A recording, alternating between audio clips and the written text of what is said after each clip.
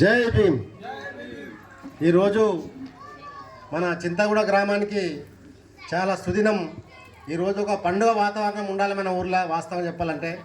ఎందుకంటే మన గ్రామానికి చెందినటువంటి పుణ్య దంపతులు లింగయ్య పద్మ, వీరి యొక్క కూతురు మరి స్వప్న గారు ఎంతో కష్టపడి గుండె గదుల్లో కన్నీరు మురిగిపోయి బాధ దుర్భరం వేసిన ఏదో సాధించాలనే తపనతోని, అకుంఠిత దీక్షతోని, కృషితోని మరి ఈరోజు ఆమె చాలా కష్టపడి ఒక ఉన్నత విద్యను అభ్యసించి మరి మహేంద్ర కంపెనీ లోపల మంచి ఉద్యోగాన్ని సాధించి మన గ్రామానికి వస్తున్న సందర్భంగా మరి గ్రామ ప్రజలు, గ్రామ యువకులు, అంబేద్కర్ వాదులు అందరూ మరి ఆమెను ఘనంగా సన్మానించడం చాలా గర్వకారణం.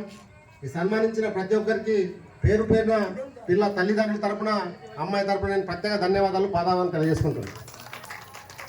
ఈరోజు చెప్పాలంటే మరి చాలామంది జీవితాల్లో ఎంతో సాధించిన ప్రతి ఒక్కరి వెనుక చాలా కష్టాలు ఉంటాయి. ఎవరికైతే కష్టాలు ఉంటాయో వాళ్ళే ఏదైనా సాధించగలుగుతారు. ఈరోజు మరి స్వప్న గారు ఒక బీద కుటుంబంలో పుట్టింది. మరి తల్లిదండ్రులు కూలి పని చేసి కూడా ఈరోజు ఆమెను మంచిగా చదివించిందంటే దాని వెనుక వాళ్ళు చాలా కష్టం ఉన్నది, శ్రమ ఉన్నది, వాళ్ళ కన్నీటి బాధలు ఉన్నాయి.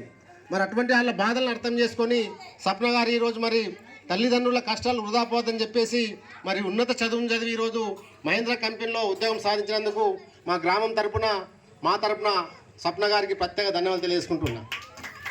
ఈరోజు మరి మన గ్రామం లోపల చాలామంది తల్లిదండ్రులు వాళ్ళ పిల్లలకు చాలా కష్టపడి ఉన్నత విద్యను చదివిస్తున్నారు. దయచేసి ఈ సందర్భంగా నేను మన గ్రామంలో ఉన్నటువంటి విద్యార్థులకు నా తరపున ఒకటి తెలియజేసుకుంటున్నా. స్వప్న గారిని ఈరోజు మనం అందరం విద్యార్థులందరూ ఉదాహరణగా తీసుకోవాలి, ఆదర్శంగా తీసుకోవాలి.